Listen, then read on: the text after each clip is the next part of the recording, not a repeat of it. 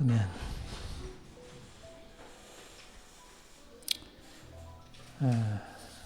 제가 최근에 많이 읽은 같이 지금 독서 모임을 여러 그룹을 한 책이 지난주에도 말씀드린 그 모험으로 사는 인생 트루니에의 책인데 굉장히 많은 통찰을 담고 있고요. 인생에 대해서 인간이란 무엇인지 인생이 어떻게 되어야 하는지 그런 삶의 길, 삶의 바람직한 방식에 대해서 잘 말해주고 있고 정말 트루니에는 뛰어난 통찰을 가지신 분이에요. 영적인 통찰, 인생에 대한 통찰을 가지신 분이고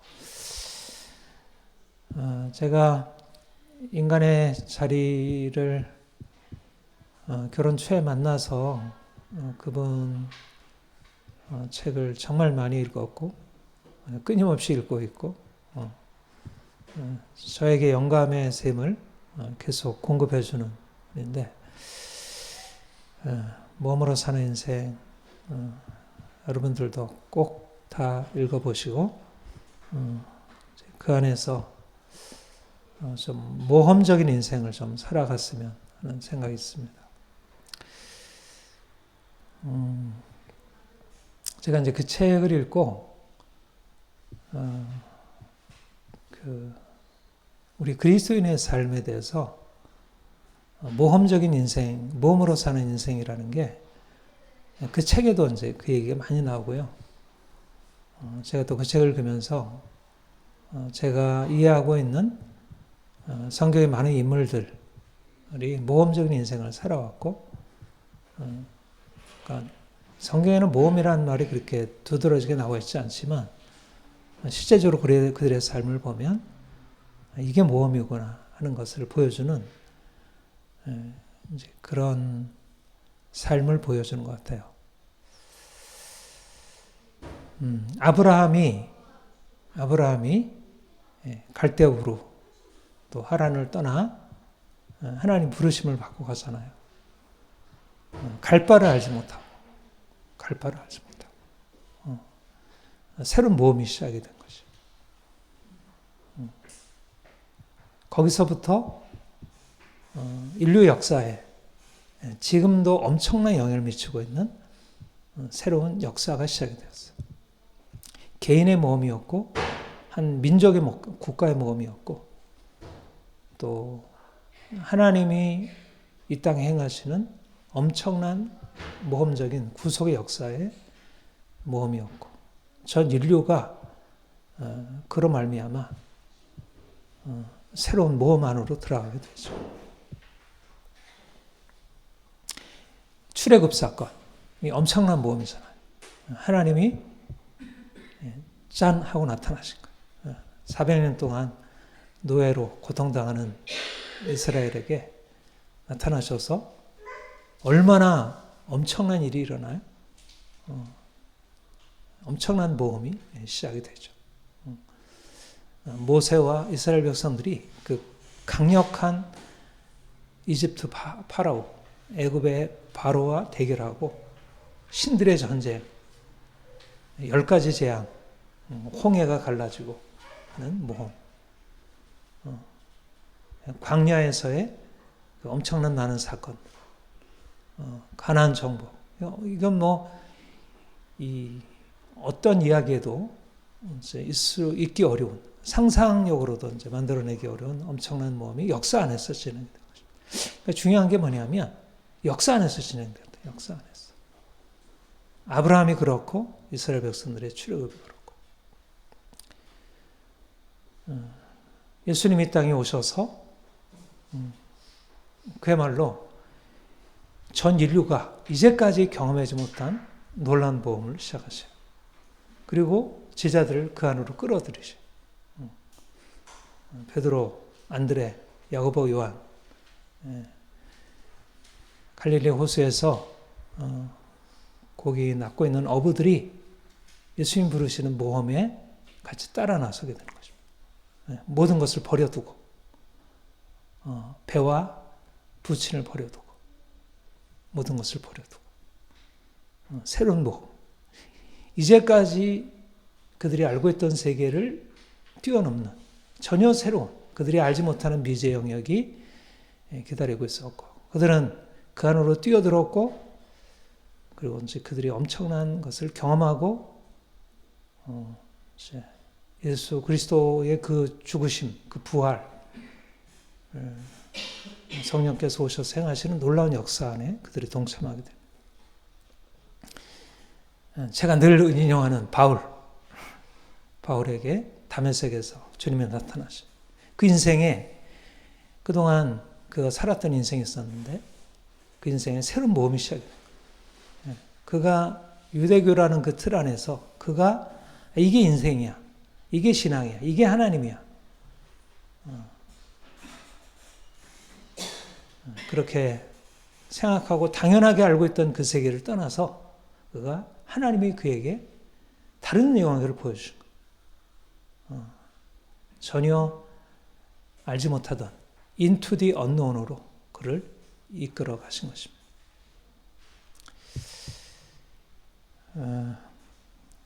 여러분은 어떤가요? 여러분은 이 모험이 여러분들이 예수를 믿고 나서 진행이 되었나요? 네, 그렇죠? 네, 우리 안에 하나님이 행하셨어요. 제가 다시 제 인생을 지난주에도 머치만이 만나고 제가 별하는 일들 얘기를 했는데 그게 내 모험의 결정적인 새로운 출발이었더라고요. 지금 보니까. 내가 이제 그 책을 만나기 전에는 그냥 뭐 이제 충실한 교회의 한 일원이었어요. 모태신앙이었고, 성경 수많이 읽었고, 뭐, 보통 내가 이제 초등학교 5학년 때 그 누님이 여전사님이셨어요. 그래가지고 교회 사택에서 이제 서울로 전학을 해가지고 교회 사택에서 있으면서 이제 바로 교회에 붙어 있는 데죠. 그래서 이제 교회 늘 가까이 했는데, 근데 뭐 그거보다 내가 내 안에 그 신앙이 열심히 아주 특심해가지고 그때 이름이 이제 이승규 강도사님이라는 분이 이제 저를 귀여워하고, 내가 이제 초등학교 원했는데 저를 굉장히 귀여워하고 내가 하나님은 꽤 열심히니까 그래가지고 제가 이제 성경을 많이 읽고 하니까 나랑 경쟁하자 그래서 내가 그때 성경을 1년 동안에 지금 기억으로는 정확한 기억인지 모르겠지만 10독을 했어요. 10독을. 초등학교 가는데. 그러니까 하나님이 내게 아주 어려서부터 그런 남다른 그런 하나님을 향한 열심을 주셨어요. 근데 이제 그때 뭐 어려서 초등학교, 중학교, 고등학교 그냥 교회 충실한 이제 청소년이었는데 내가 머신을 만난 거예요. 새로운 세계가 보이기 시작한 거예요. 야, 이게 성경이 내가 알고 있는 게 아니네. 내가 알고 있는 하나님이 아닌 거예요. 내가 알고 있는 교회가 아닌 거예요. 이렇게 하면 하나님을 제대로 믿고 섬기는 게 아닌 거예요. 다른 세계가 있다는 것을 이제 보게 되었어요. 말하자면 나에게는 그게 이제 다메섹 체험인 것 같아요. 제가 다메섹 체험을 계속 언급하게 되는 것은 저의 체험과 유사함이 있어서 그러니까 그게 내 인생의 새로운 이정표가 되었고 더 이상 과거로 돌아갈 수 없는, 물론 이제 과거가 대단한 사도 바울처럼 육체에 잔할 것이 있는 이제 그런 과거가 아니었고 오히려 굉장히 열등감 이제 그런 과거긴 했지만 그래도 그것을 기점으로 해서 제 인생은 새로운 시작이 열렸습니다. 그게 뭐였냐면 하나님이 전부, 보이는 세계상은 아무것도 아니다. 하나님이 전부다. 우리가 알고 있는 것, 이건 실제가 아니다. 그러니까 철학에서 현상과 실제라 얘기를 하는데, 보이는 것과 실제로 있는 것. 보이는 것은 실제가 아니고, 보이는 것을 넘어서 실제로 존재하는, 참으로 존재하는 것. 그걸 이제 실제라. 이제 철학이 추구하는 것. 근데 저는, 그 영적인 실제, 우리가 눈에 보이는 세계를 넘어선 영적인 실제. 예수 그리스도 십자가의 부활을 통해서 열렸고 성령으로 말미암아 우리에게 계시되고 성경이 기록되어 있고 그리고 지금도 끊임없이 성령께서 교회 안에 말씀하시고 이끌어 가시는 그 실제. 그거를 언뜻 본 거예요. 그것을 명확하게 말로 표현하기 쉽지 않았지만 아무튼 우리가 지금 살아가고 있는 세계는 가짜다. 이건 진짜가 아니다. 그러니까 내가 공부하는 거, 뭐 사람들과 교제하는 거, 만나는 거 이거는 그렇게 중요하지 않아. 그러니까 제가 그래가지고 뭐 가뜩이나 다른 세상에 관심도 없고 뭐 그런 거 없었는데 그때부터 뭐 신문도 안 보고 뭐 TV도 안 보고 아주 극단적으로. 그러니까 제가 고등학교 때 나를 좋아했던 한 여학생이 있었어요. 그 이름이 조필영이라고. 걔는 좀 다른 데서 온 약간 도시적인 아이예요. 내가 한참 결혼한 후에 한참 뒤에 봤더니 아주 세련된 부인이 돼 있더라고. 근데 그 나를 내가 그렇게 막 진리를 향해서 추구하는 걸 보고 굉장히 그 남다르게 봤던 것 같아요. 근데 나는 뭐 일단 외모로도 내가 그렇게 큰 관심이 안 들었고 그리고 어떤 나에게는 이제 어떤 세상 모든 것 그건 나에게는 상관없는 것이었고요. 그런 것을 이제 고등학교, 그리고 이제 대학교 들어갔고, 뭐 대학교 좋은 대학교 들어가서 했지만 나는 뭐 철학이고 뭐 학문이고 도무지 관심도 없고 재미도 없고 그냥 성경만 보고 원어로 이제 이게 어떤가 이렇게. 그러니까 뭐 그 당시를 바라보면 내 안에 이제 치우친 게 있었죠. 좀 너무 종교적인 광기 이런 게 있었지만 아무튼 내게는 오직 주님이 전부다라고 하는 모든 세상 보이는 것은 중요하지 않다. 그러다가 제가 대학을 그 11.6 사태, 79년 11.6 사태인데 그때 이제 제가 4학년이었어요. 4학년인데 그때 이제 학교를 그만두게 됐어요. 학교를 그냥 다니고. 근데 하여튼 여러 가지 각설하고 내게 당시에 주어졌던 생각이 뭐냐면 고린도전서 1장에서 말하는 대로 이게 세상 지혜가 무슨 의미가 있겠느냐. 세상 지혜로 미루는 자가 되라고 했는데 그래서 학교 그만둬야겠다. 사실은 공부가 너무 힘들어서 그러긴 했는데 아무튼 이제 그렇게 이제 극단적으로 이제 그렇게 치우치긴 했어요. 아무튼 이제 시행착오적인 여건이 있었지만 한 가지 내게 분명했던 것은 예수 그리스도 그분을 아는 것, 이제 하나님 나라를 추구하는 것. 저는 제가 이제 그 이후로 이제 그래서 신학교를 이제 쭉 들어가게 되었고 이제 학교 신학 교수가 되었고 또 목회를 하게 되었고 왜냐하면 내게 있어서는 이것보다 귀한 건 없습니다. 이제 우리의 삶에 가장 중요한 것 예수 그리스도 그분을 아는 것, 그분의 생명을 경험하는 것.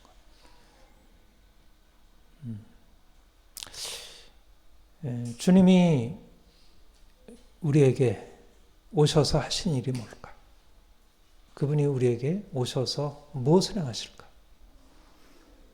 우리로 하여금 다른 세계를 보게 하시고 만나게 하시는 것입니다. 말하자면 우리가 주님 만나기 전에는 눈에 보이는 세계에 살고 있고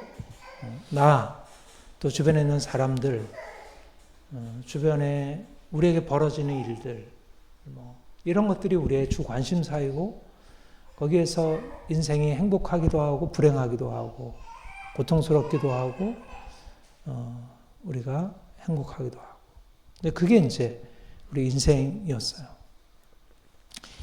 그러니까 남들이 가지고 있는 그런 것들을 내가 어떻게 갖고 있느냐, 그렇지 못하냐에 따라서 내 인생에 대해서 만족스럽기도 하고 좌절되기도 하고.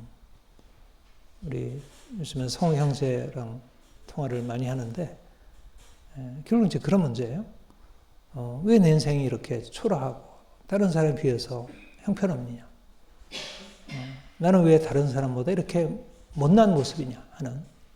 그러니까 아무튼 우리가 이제 누구든지 갖게 되는 것은 결국 일반적으로 갖고 있는 우리의 삶에 대한 판단이 있잖아요. 이제 적어도 이러이러해야 사람 구실을 하는 것이고 이러이러해야 인생이 정상적이고 행복하다는, 뭐 돈도 있어야 하고 또 지식도 있어야 되고 인간관계가 이루어야 하고 학교는 어떤 학교를 나와야 되고 어떤 직업을 가져야 하고. 그게 이제 우리 인생이고 이제 그런 면에서 사실은 사람들이 뭐 다양한 방식으로 살아간다 하더라도 그런 면에서는 다 공통되는 거예요.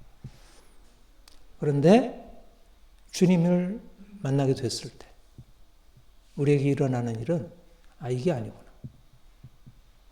내가 알고 있던 것을 넘어서 다른 것이 있고 거기서부터 나를 보면 전혀 다르게 보이는 거구나.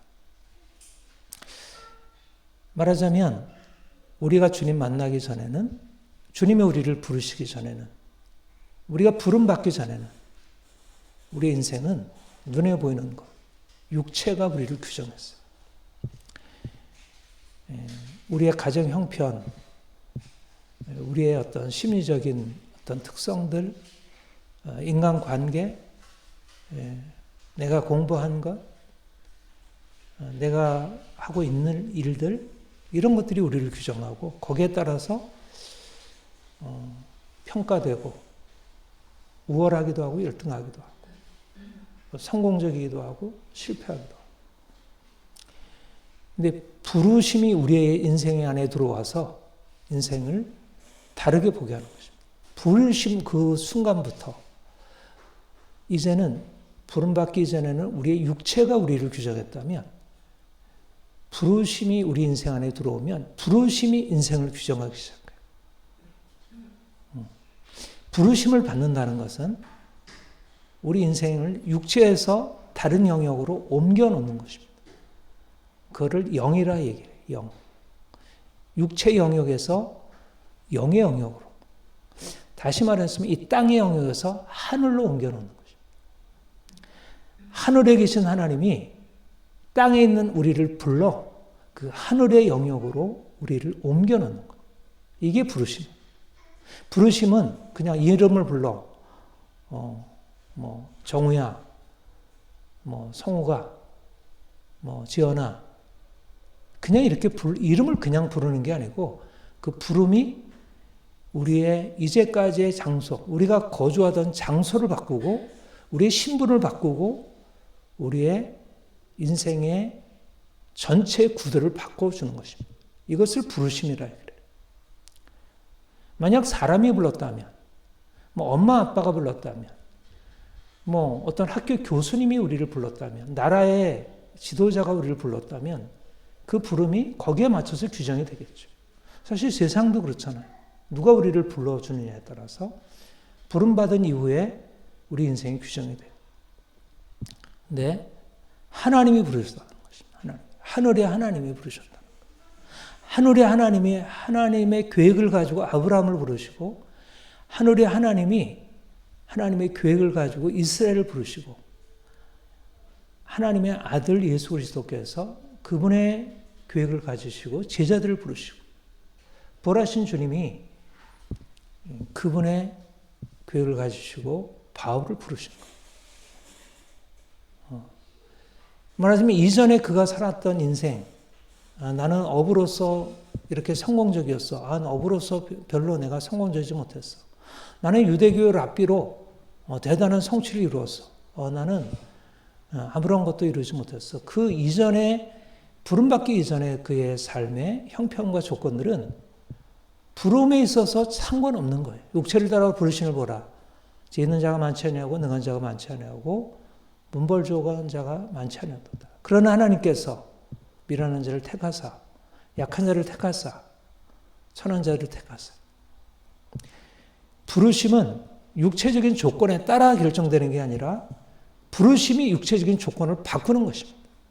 내가 육체적인 어떤 조건 속에서 비로소 부름받는 게 아니고 부름이 육체적인 조건을 전혀 다른 영역으로 바꿔놓는 거예요. 이게 부르심이에요.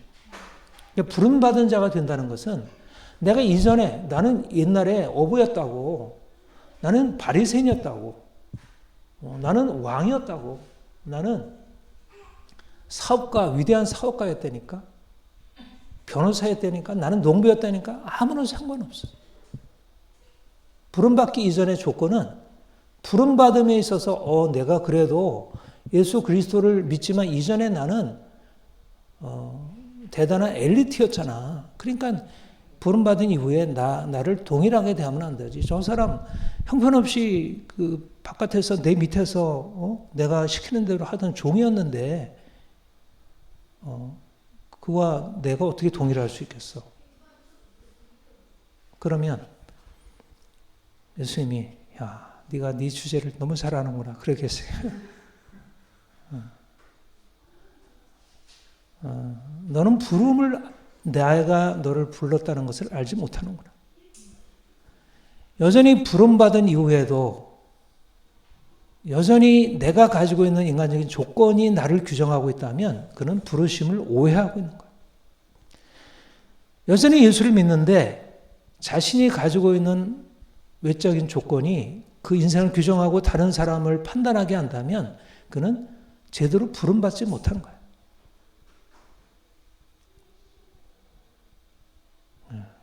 그러니까 얼마나 혁명적인 거예요. 혁명적인 변화죠. 인생을 부름받기 이전의 삶과 부름받은 이후의 삶이 완전히 달라져요. 내가 종이라도 주께 속한 자유인이요. 나는 당시 로마 제국에서 여러분들 그 과거 로마 시대 영화 보면 어때요?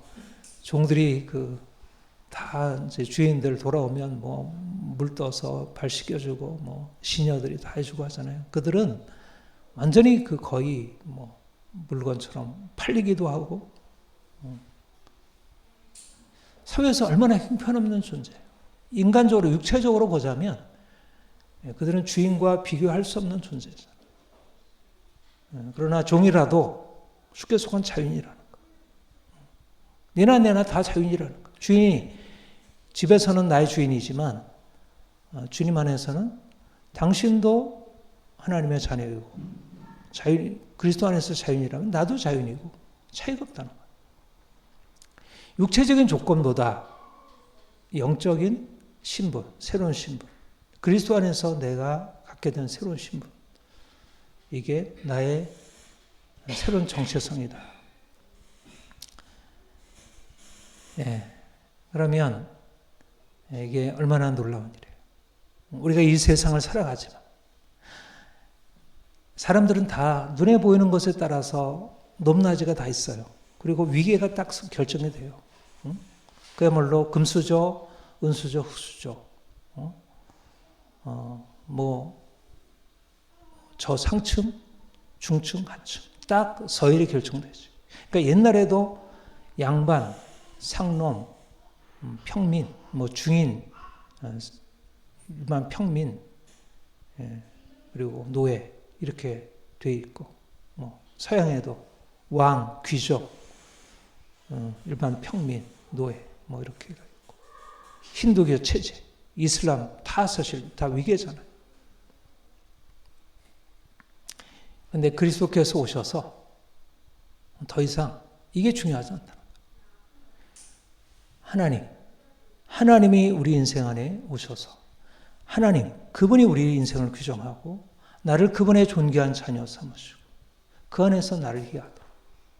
이제 우리 인생은 사람들이 나를 바라보고 내가 이제까지 사람들과 관계 속에서 형성했던 그런 방식으로 나를 이해하는 게 아니라 하나님이 이제 그리스도 안에서 나를 바라보시는 관점으로 새롭게 이해하고 이제 그 안에서 살아가는.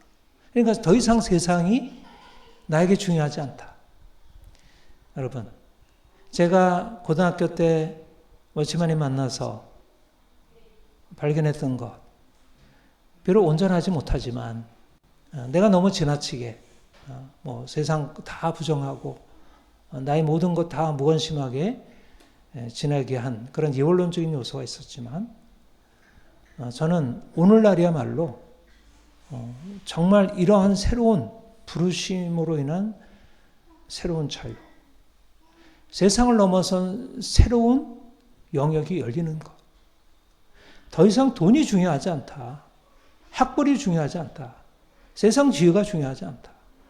그거는 전혀 우리 인생 안에 있어서 중요한 가치가 아니다. 중요한 것은 내가 하나님을 아는 것, 내가 예수 그리스도께 구속받은 자가 된 것, 내가 하나님의 목표로 향해서 살아가는 것, 내가 예수 그리스도 형상을 담는 것, 하나님의 계명을 지키는 것. 정말 중요한 것은 하나님이 우리 인생 안에 오셔서 행하시는 그 일들을 내가 보고 그 일을 따라간다는 그 하나님의 비전이 우리를 끌고 가고 있다는 사실이 중요하지. 여전히 눈에 보이는 것을 가지고 누가 크니 작으니, 지금도 우리가 뭐 뉴스에서 보면 뭐 정치에서 뭐 여당에 뭐 누가 어떻게 하고 야당에 누가 어떻게 하고 뭐 연예인들이 어떻게 하고 뭐 인공지능이 어떻고 뭐 세상의 조류가 어떻고 트럼프가 어떻고 김정은이 어떻고. 사실 그게 뭐가 중요한가요? 그게 뭐가 중요한가? 중요한 것은 하나님을 아는 게 중요하지. 하나님 안에서 이 놀라운 세계를 발견한 게 중요하지. 우리가 이 몸 안으로 들어가. 이 몸 안으로. 세상에 알지 못하는 그 하나님이 말씀하시는 것을 내가 듣고 거기에 반응하는 그 몸 안으로 들어가. 근데 자꾸 세상이 자꾸 끌어당기려고 그래.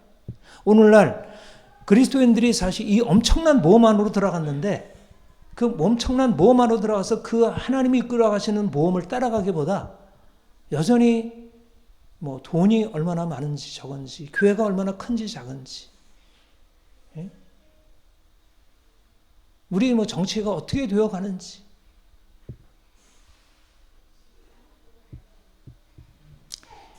하나님이 보이는 게 아니라, 하나님이 이끌어가시는 몸이 보이는 게 아니라, 그야말로 눈에 보이는 것들, 무엇을 먹을까 마실까 하는 것들이 인생을 여전히 장악하고 있는 거예요.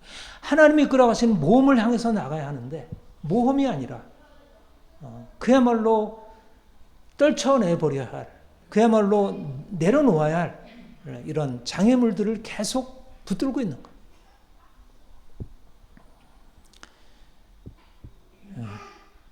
보다 분명하게 주의 부르심이 우리를 이끌어가기를 소망합니다.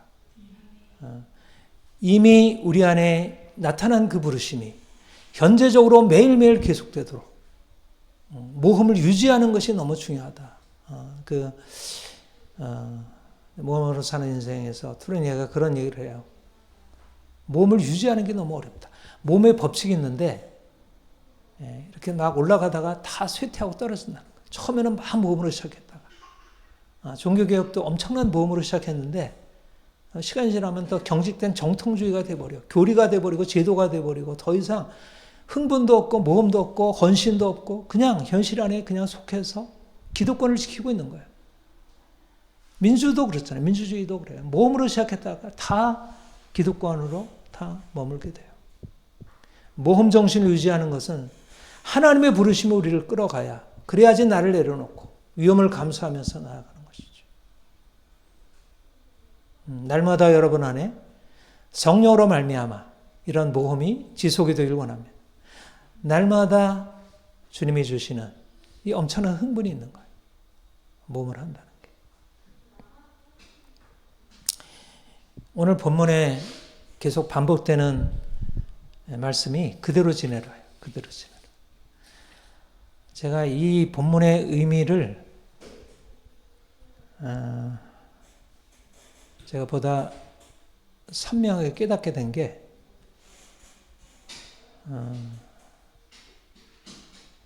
요 본문을 가지고 한 6개월을 제가 동안교회 청년부라는 청년부에서 그때 이제 협동 목사로 있었어요. 서울신학교 초창기예요. 그러니까 94년부터 95년, 5, 6년, 7년 이제 그 당시에 제가 이제 청년부를 했었는데 요 본문을 가지고 한 6개월을 계속 요 본문 가지고 성경 공부하고 서로 나누고 했어요. 근데 이제 제가 이제 이 말씀을 가지고 다시 어젯밤에 오늘 아침에 이제 묵상하면서 이런 생각이 들더라고요. 뭐냐면, 이게 자유의 중요한 원리구나.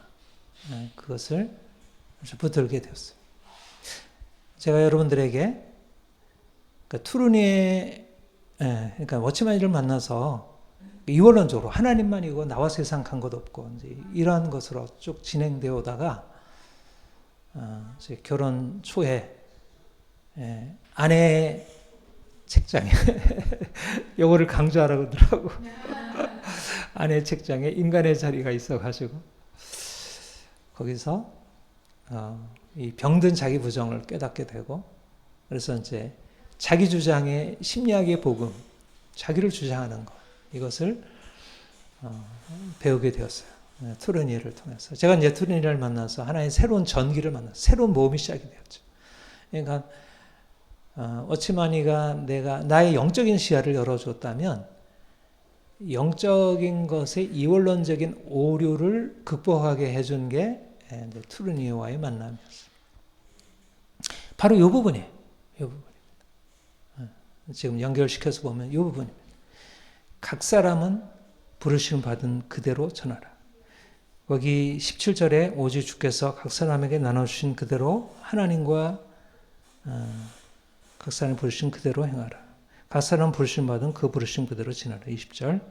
그 다음에 24절은 형제들아 너희는 각각 부르심 받은 그대로 하나님께 구하라. 3번이나 부르심 받은 그대로 지내라 얘기를. 무슨 말인가요?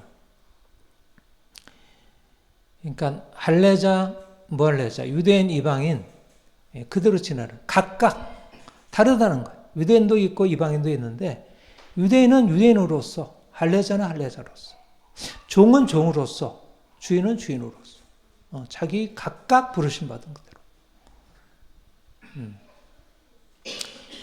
이게 무슨 의미를 지니는 것일까? 이 각각 부르심 받은 그대로 지내라는 말이 왜 중요한 것일까? 이게 중요하지 않아요. 내가 할례자냐 무할례자가 중요하지 않아요. 그렇기 때문에 그대로 지내라는 거예요. 역설적이게. 그게 중요해서가 아니라, 내가 가지고 있는 것이 중요해서가 아니라 중요하지 않기 때문에 그대로 지내라. 중요하지 않으면서도 하나님이 주셨다는 거예요.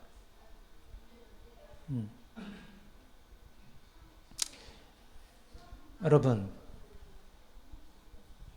우리 오늘날 사람들이 자기의 주어진 부르심 그대로 지내는 게 쉬운가요? 어려운가요? 어렵습니다. 무슨 말이냐면, 그대로 지낸다는 말은 자기에게 하나님이 주신 그대로 거기에 그대로 충실하게 하면서 그 안에서 자기가 만족하고 다른 사람이 자기 자신의 삶을 충실하게 행하면서 하는 것에 대해서 그 사람을 존중하고 인정하고.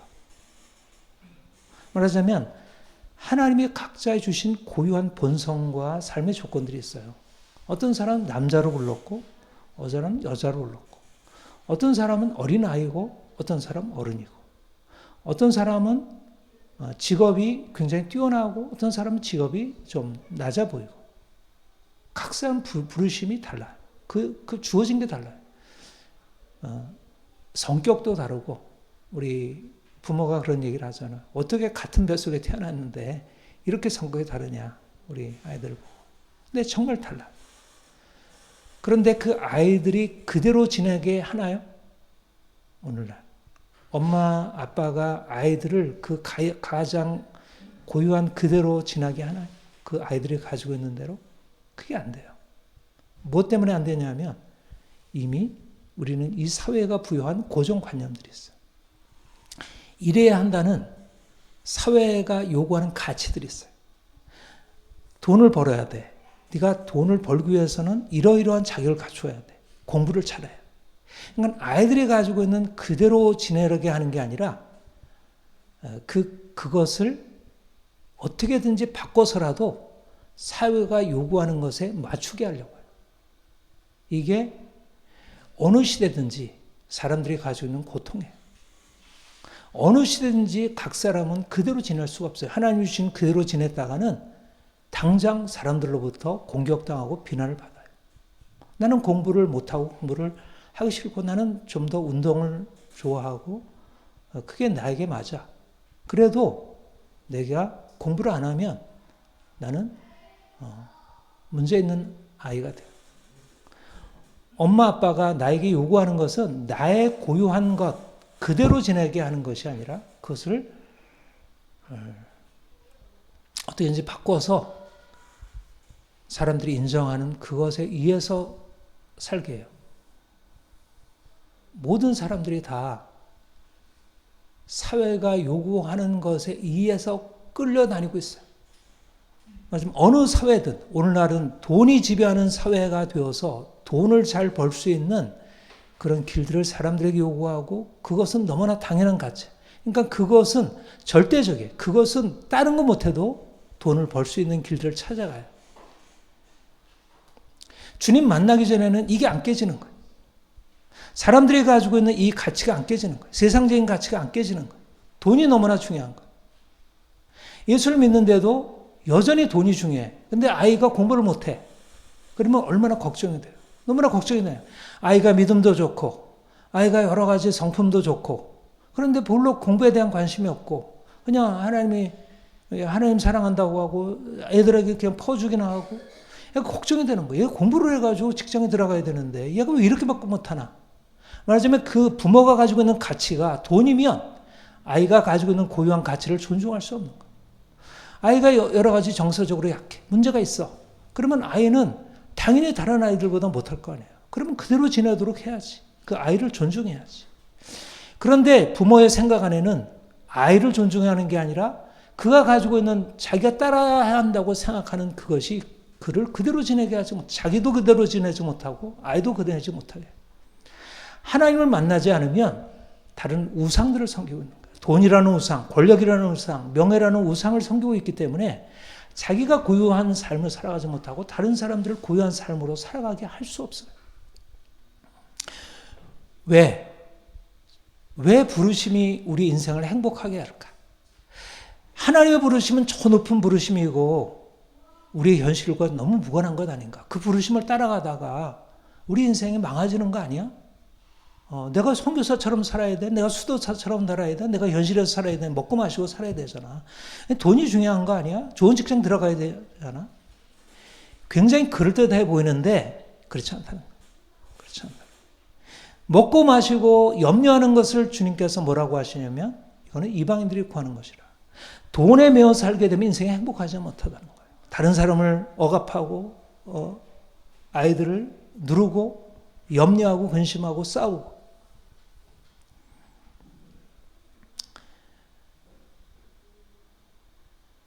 하나님이 인생의 전부가 되면 놀라운 사실은 이게 이제 제가 말씀 안에서 또 믿음의 과정을 통해서 이제 깨닫게 된 사실이고 그런데 하나님이 인생의 최고가 되면 내 인생을 장악하고 있었던 모든 세상적인 헛된 우상적인 가치들이 깨져요.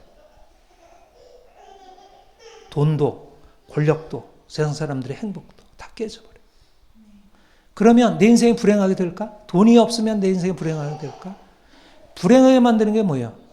돈이 없어서 불행한 게 아니라 돈이 인생의 행복의 조건이라는 생각이 불행하게.